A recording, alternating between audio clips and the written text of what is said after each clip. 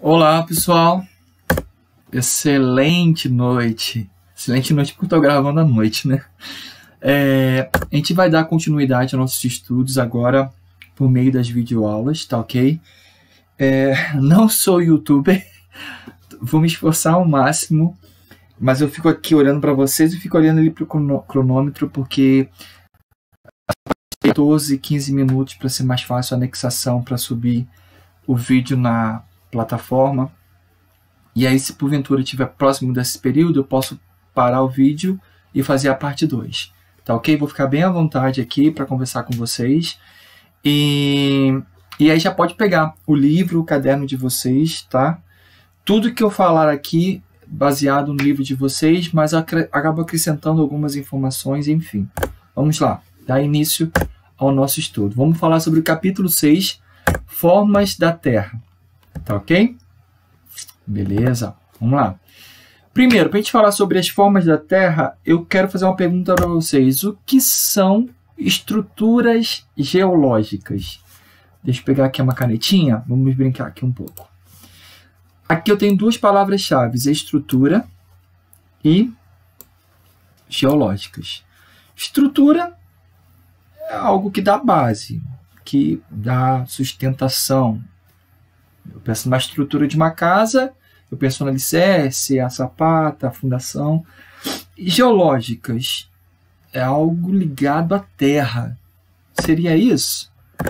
Exatamente, gente. Estrutura geológica é todo material rochoso que dá sustentabilidade ao relevo. Tá ok? Então, estrutura geológica é todo material rochoso que suporta o relevo. E aí o relevo? Relevo é o quê? É algo diferente? Sim, relevo é toda forma encontrada na superfície terrestre, seja ela emersa ou submersa. Como assim? Gente, é isso mesmo. O mesmo relevo que eu encontro em terras secas, eu encontro em terras debaixo d'água. O mesmo desenho.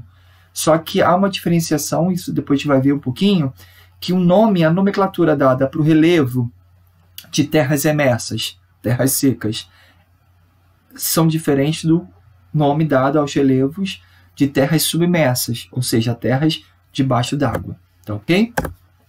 Vamos lá, classificação. A classificação da estrutura geológica. Eu tenho 3 tipos de estruturas geológicas. O primeiro seriam os crátons ou escudos cristalinos. São as rochas mais antigas. Logo, eu tenho 2 características importantes. Se são as rochas mais antigas, são as rochas mais resistentes, mais firmes, menos porosa, e são as rochas que ficaram mais tempo sob a ação do temperismo da erosão. Ok? Então, a estrutura geológica eu tenho crátons e escudos cristalinos, e o segundo, bacias sedimentares. Como o próprio nome diz, bacia. Bacia nasce a ideia de um recipiente que guarda água para nós. Bacias sedimentares é basicamente isso. São as regiões mais rebaixadas da superfície terrestre que vai receber sedimentos, ou seja, resquícios ou fragmentos de outras rochas. Só para vocês terem noção, 70% de todo o globo terrestre é formado por bacias sedimentares, tá ok? E os dobramentos modernos. É o outro tipo de formação geológica, estrutura geológica. Os dobramentos modernos são as cadeias de montanhas mais recentes, tá ok? Se lá em cima eu tenho, aqui ó, deixa eu pegar aqui uma canetinha, aqui ó, pegar aqui uma canetinha, vermelho. Se aqui eu tenho os crátons e escudos cristalinos, que são as rochas mais antigas, e dobramentos modernos são as formações geológicas mais recentes, aqui eu tenho um antagonismo. Em cima, eu tenho um relevo que possivelmente ele vai ser mais erodido, mais, que sofreu mais intemperismo, logo vai ser mais rebaixado, altitudes mais baixas. Já os dobramentos modernos são formações geológicas mais recentes. Se elas são mais recentes, elas ficaram menos tempo sobre a ação da erosão do intemperismo. Logo, são relevos com uma estrutura mais com maior altitude. Vamos lá. A classificação. Dobramentos modernos. Eu tenho aí cordilheiras dos Andes, na América do Sul e aí do Himalaia. Tá ok? Esse tipo de relevo ele é formado pelo choque entre placas. Percebam aqui, deixa eu mudar a canetinha. Aqui é o laser. Aqui eu vou ter essa placa, possivelmente ela é uma placa mais densa. Eu tenho uma placa mais densa e uma placa menos densa. Quando elas se chocam, a mais densa tende a descer. Esse movimento é um movimento de subducção. E essa placa que é menos densa, ela faz assim, ó, ela dobra. Nisso que ela dobra, ela faz tipo esse enrugado em cima da crosta terrestre aqui, ó, formando as cadeias montanhosas, tá? Os dobramentos modernos eles se formam assim, no momento de choque entre placas.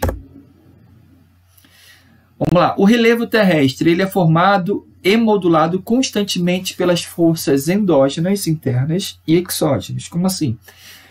Todas as forças endógenas, isso eu já falei já no estudo anterior da semana passada. Todas as forças no interior da Terra, elas formam o relevo. E as forças exógenas, que são as forças externas, ou os agentes externos, eles vão modular, vão dar forma ao relevo existente. Então, nesse bloco de estudos, nós vamos dar ênfase aos agentes exógenos. Ok? A classificação do relevo. Eu tenho planície, planaltos, depressões e cadeias de montanhas. As planícies, elas são regiões mais rebaixadas, levemente retilíneas, pouco onduladas, que vão estar mais próximo do nível médio do mar. Ok? A planície está mais próxima do nível médio do mar. Planalto são regiões mais elevadas, geralmente acima de 200 metros de altitude. Esses planaltos são regiões mais elevadas e, geralmente, o seu platô ele é mais mais retilíneo, sem grandes ondulações. E aqui, a gente pode ter, de repente, várias cidades, tá? Existem cidades que ficam em cima de plataformas. Isso pode acontecer. Pode acontecer de plataformas que, ao nosso olho, a gente vê o início e o fim. Existem regiões que vão ser em elevadas altitudes, em grandes plataformas. Aqui eu tenho dois tipos de depressões, a absoluta e a relativa. Qual é a diferença? É simples. A depressão absoluta ela ocorre quando o rebaixamento do solo ele acontece abaixo do nível médio do mar. Vou explicar primeiro o que é depressão. Depressão é um rebaixamento do solo, é um solo mais rebaixado em comparação às suas adjacentes. Ok? Aqui eu tenho um adjacente, a segunda adjacente, e esse solo ele é muito mais rebaixado. Então, isso aqui é uma depressão. A depressão absoluta, quando ela ocorre abaixo do nível médio do mar, e a depressão relativa, quando ela acontece acima do nível médio do mar. Mas, professor, eu não entendi o senhor falando sobre altitude. O que é isso? Gente, vou explicar para vocês o que é altitude. Depois eu explico qual a diferença de altura. A altitude é a medida vertical, medida vertical referente ao nível médio do mar. Então, sempre a altitude ela vai se balizar, ela vai se padronizar a partir da medida do nível médio do mar. Aqui eu tenho o nível médio do mar 0. Vou até mudar de canetinha aqui para vocês verem. 0. Vou tentar fazer uma seta. Aqui, 0. Aqui é o nível médio. Para baixo são medidas negativas de profundidades e acima medidas positivas de altitude. Ok? Então, aqui, medida vertical referente ao nível médio do mar. Então, aqui o ponto A, ele tem 100 metros de altitude, não é de altura. Tá? Perceba a diferença. Altitude, medida vertical referente ao nível médio do mar. ok? Geralmente a altitude ela vai levar em consideração o relevo, enfim, geralmente o relevo ele é baseado em altitude. Por exemplo, a cidade fica... o pessoal que joga futebol vai saber muito disso. Quando os jogadores vão para Peru, Chile, Bolívia, que são regiões com elevadas altitudes. Perceberam? Então lá o ar é mais rarefeito, tem menor quantidade de partículas de oxigênio.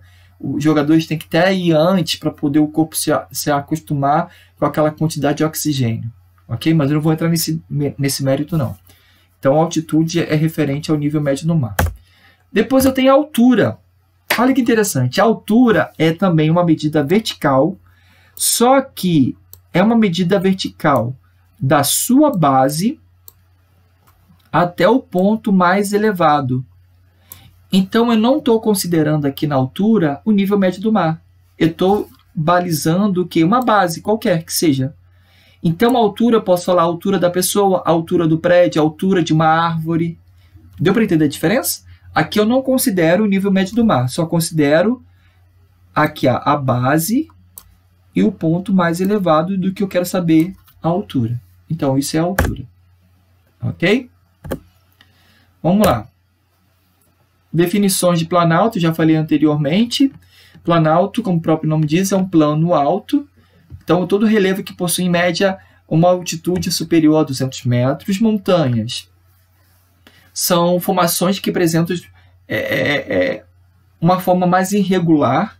Vai ter altitude, mas em cima ela não vai ter um platô, ela vai ser mais íngreme, tá? São as montanhas. Que também pode ser confundidas como morros e escarpas. Aqui, ó. Aqui são morros. Isso aqui está bem assim, ó. Boleado, porque isso aqui foi a ação do agente do intemperismo, a chuva, que foi erodindo os picos das montanhas e fazendo com que ela tivesse um movimento, uma formação mais arredondada. São os morros e as escarpas. Escarpas são isso daqui, ó. Essas formações, esse declive aqui é chamado de escarpas, tá ok? Planícies são áreas levemente aplanadas em baixa altitude inferior a 200 metros de altitude. É onde tem a maior concentração de seres humanos, as pessoas vivem em maior quantidade nas planícies, e aonde também correm os rios. Depressões, como eu já falei para vocês anteriormente, se vocês quiserem depois podem pausar esse vídeo e copiar, eu já expliquei. Vamos lá. Agentes exógenos são agentes externos, tá ok? São eles os responsáveis em modelar, em dar forma, em contornar ou modificar, em transformar o relevo formado pelos agentes endógenos, tá ok? São o vento, ele é um elemento de transformação. Os seres vivos também são animais, plantas, micro-organismos. A temperatura, calor, a diminuição, o frio, tempos menos quentes. O homem também, ó, tá vendo aqui, está transformando a paisagem, o relevo, ele também é um agente exógeno. E um dos principais é a chuva. Esses são os principais agentes exógenos, aqueles que vão modelar o relevo, tá? Gente, eu vou parar esse vídeo aqui, já deu 14 minutos, mais ou menos, e aí eu vou continuar esse vídeo na próxima parte, tá? Até daqui a pouco.